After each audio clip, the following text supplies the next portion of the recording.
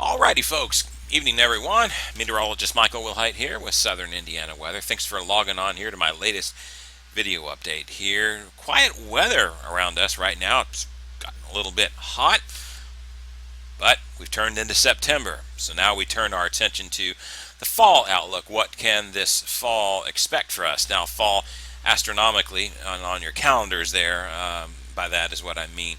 Astronomical fall does not, of course, begin until around the 23rd. However, meteorological fall began on September 1st. Us meteorologists measure fall by September, October, and November. December, January, February being winter, and so on and so forth. So now, what can we expect for the fall months? This is typically one of my favorite times of the year. Trees turning leaves and leaves turning colors, and just absolutely beautiful. What kind of weather, though, can we expect? Well, lots of changes are going to be taking place soon, and here's the reason why. Quiet weather out there right now. It's not going to stay that way all month long. Let's just take a look at what we've got going on in the Pacific Basin. The Pacific Basin right now is just absolutely cooking, and if you followed me last fall, you'll remember that we had a Pacific Basin that was very active. That led to a very active fall time for us last time too. That looks to continue this year as well. In fact, right now we got 4 named storms out there. Tropical Storm Kevin over here, and that should dissipate within a reasonable amount of time. But then you got Hurricane Jimena, Hurricane Ignacio, and Hurricane Kilo. Hurricane Ignacio has since been downgraded to a tropical storm since I made this graphic earlier today and posted it on Facebook. But nonetheless, you have 4 named storms brewing out there right now, and that's going to have a major effect. Just giving you an idea of placement where they are in the models. Well, there they are right there. There's Kevin, there's Jimena, there's Ignacio, and there's Kilo. And of course, they're all just kind of lined right on up with each other. Now, let's just talk about each one because their track will certainly affect us. Reason why, by the way, that they are cooking out there is just look how hot the temperatures are out there. Sea surface temperature anomalies in the Pacific Basin just absolutely cooking. Not as much over here in the Atlantic over here. In fact, where everything would start off usually is from waves coming off of the west coast of Africa here and moving out. There's warm water to start them out, but by the time they come over here, we've got relatively cool water, and because of the El Nino, which is what this is down here, that makes a shift in winds that basically shuts down the Atlantic hurricane season. Doesn't mean there is no hurricanes to be had during the Atlantic season, but it makes them go way below normal. That's exactly what we're seeing. And it usually makes them go way above normal in the Pacific. Again, that's exactly what we're seeing here. Just cooking temperatures over here. Let's look at them one by one here, and you'll see why this matters. First, we'll talk about Tropical Storm Ignacio. And folks, this is actually just located a little bit north of Hawaii right now. It is a tropical storm. It's expected to stay a tropical storm all the way through Tuesday, and you can see this will recurve into the Gulf of Alaska. And well, why is that important to us? Because as you know, once storms get up here by the Gulf of Alaska, that usually, as I've said in the past, that jacks up the jet stream. You basically are infusing a strong amount of energy into the jet stream that amplifies the jet stream. So instead of being sort of flat, zonal, which gives us, pleasant, boring weather like we've had, really, that amplifies it, and so you get wavy patterns going on in the jet stream, large ridges and large troughs. That leads to very active weather times. So you can expect with this, we're going to have some active weather times with it. Models are in pretty good agreement right now on the track of this, all headed towards British Columbia at the moment. So pretty good consensus right here that this thing is going to track up in there, and of course that should have some interaction with the jet stream and cause some times for us as we go through. In fact, it's already showing up in the modeling. I'll show you that here in a second. There's some other ones right behind it too. Right behind that, Hurricane Jimena, and you can see it's on a very similar course. Hurricane Ignacio is actually sort of right over in here, and they don't have them plotted on the same one, but if they were, you could actually see them together. It's kind of right on its heels, and just to give you an idea where it's going, yeah, just about the same steering direction. Different consensus, not great consensus on the models here. You can see there's some solutions taking it this way. Most of the solutions, though, eventually taking it up here towards the Gulf of Alaska again. That happens, again, that's going to interact with the jet stream. Let's talk about Hurricane Kilo. which is now, by the way, Typhoon Kilo, because it crossed the 180 east line. This is the international date line. As soon as it crosses the international date line, it is no longer the responsibility of the National Weather Service. It goes to the Joint Typhoon Warning Center, which the National Weather Service jointly operates with a couple of other meteorological agencies. That's why you see different graphics on here. But you can see it's out in the open ocean right now, but it's going to stay pretty strong and actually strengthen quite a bit here into pretty much a super typhoon. And look right where it takes it, right to Japan, then recurves it back here. Well, folks, if you followed me for a long time, you know exactly what that means. Whenever they recurve past Japan, they eventually get caught up into the flow, and they start to head towards the Gulf of Alaska, jack up the jet stream, gives us that wavy pattern, amplifies it. Well, that leads to more of an active weather pattern for us. So right now, we've got at least 3 storms that are probably going to interact with the jet stream and create active times as we head for us later down the road. Keep that in mind. That'll have some bearing as we go into our fall outlook. Now, I want to say this. Let's just go ahead and look at what the Climate Prediction Center is saying over the next 6 to 10 days. Right now, we're in pretty warm modes. We're going to stay warm for a little while. Notice that the warm will start to retreat, though. Below normal will start to expand a little bit downward. They're still saying that even in the September 11th to 17th that we should stay above normal. I disagree with that. I think that will retreat a lot further than what they're saying right here. Precipitation-wise, in both the 6 to 10 and the 8 to 14 day, they're saying above normal for us, and I think that's a pretty reasonable bet with all of the tropical juice that's going to be infused into the jet stream. We should start to see an active pattern the later on we head into the month, or at least that's my thinking right now, if everything goes as the way things look like they will go right now.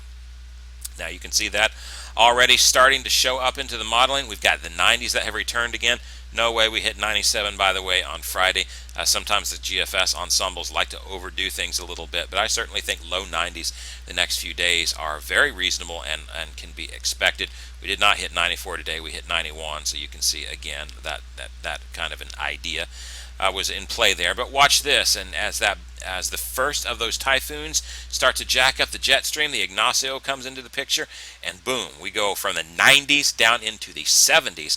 Likely staying in the 70s to near 80 for the rest of the month would be what I would say, due to all the typhoons that are going to be infused into the system. I think we're going to be pretty well done with the 90s once we get past this period.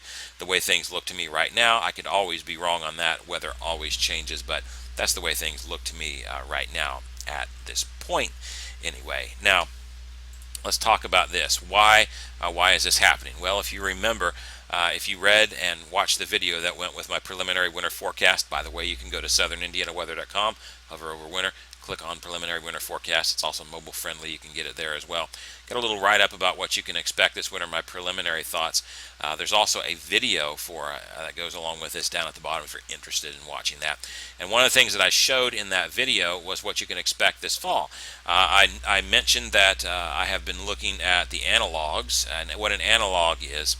An analog is analyzing what we have had in the past under very similar weather conditions. So with the El Nino that we've got going on out here in the Pacific Basin, which is this down here, with the very much warmer than normal waters that we've got going on here, combining a number of these factors in there, and then looking at years past that have had very similar conditions, that led me to 3 specific analogs: 1957, 58, 1986-87, and 2002-2003. Those were the 3 years that stuck out the most to me.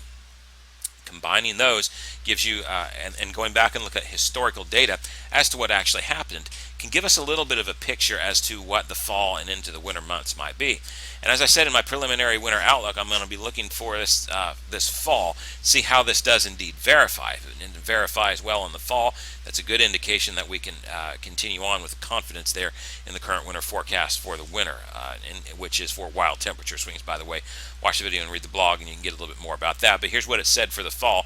You remember an above normal September, and basically, is that not exactly what we're seeing with this? Definitely an above normal September. 82 is a normal high temperature here. Right now here at the Southern Indiana Weather Office for today. Actually, no, it's 81. It was 82 yesterday. It fell a degree.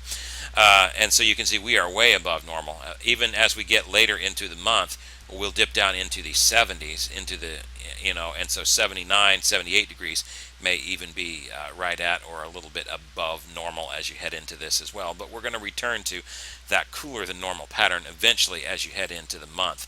So it starts out above normal, probably will average out above normal because of the extremes at the beginning of the month. Watch what happens though as we get into October. We get into October and we switch to a much cooler than normal pattern. November comes and we get into an even more below normal pattern with this. So that's sort of the fall outlook. We start off warm in September. It starts to cool down a little bit as we get into September. Then as we get into October and November, that's when the bigger cool snaps should start to come. As far as first frost is concerned, average first frost is mid-October or so around for most of us around here. I'd say that's pretty. I'd say that's a pretty good guess. Maybe early October with some snaps this year, but we'll have to see about that. Once it comes on, it'll probably come on in a hurry. And then, of course, as we head on into there, then watch what happens in December. If you remember from the videos, December starts to do a pattern flip, and we go back to normal to slightly above normal around the area after that. And, of course, if you look at my winter forecast, then you can see, well, here's what it does. I posted the maps on my blog there for January and February, and you can see it gives us a much cooler than normal winter overall once we get past the December month. So again, will these verify? Well, this is just looking at historic conditions to try to predict what's been done in the future based on what we've seen in past under similar circumstances. It's all an analog is. So what am I going to be looking for? I'm going to be looking to see, well, does September, October, and November verify? That'll give me a good indication of whether the winter will or not. Right now, though, I would say this looks on track. As you can just see from the ensembles, we look very well on track to start off very much warmer than normal, cooling down to near normal and then slightly below as we head later in the month, which would probably put us into that above normal pattern for us, cooling as we transition into October into those below normal patterns. So that's sort of the fall outlook. Warm in September, it cools down eventually in September, October and November cooler than normal.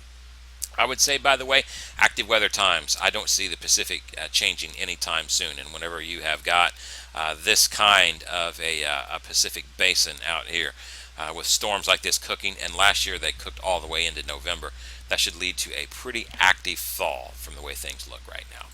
As far as the next 10 days go, though, you can just go to southernindianaweather.com to get that. Again, I forecasted 91 today. That's what we hit, so we got an A+ on the grade there. Partly cloudy tonight, we'll go down to about 68, and then as you head in there, 90s for several more days in a row. Storm system moves in on Tuesday and Wednesday next week. That's when we'll start to cool down. In fact, that it will likely be the first impacts to the jet stream from Ignacio heading in. And then after that, of course, that's whenever we start to see the cooler weather with the 70s returning at least by Saturday. I'm a little bit warmer than what the GFS ensembles were saying over here for this time period. I may need to cool that down. As the time gets closer, we'll continue to see that. The one thing I would caution on this, by the way, is that this cold front moving through between, and you can see a real difference in the cold front here once it moves through. And the models have been varying which day this is going to be at. And of course, once you get 2 or 3 days past, sometimes those vary a little bit on the models. So it may not be uncommon that this gets pushed back a couple of days or up a day. We'll keep an eye on it and we'll know closer as the time comes. Don't look at the exact day for these right yet. Just understand that the pattern is there. It's coming. We just have to be patient and wait for it. All right, folks, that is it for this fall forecast. I'm meteorologist Michael Wilhite for SouthernIndianaWeather.com. September 3rd, 2015's video. Have a great night, folks, and we'll see you next time.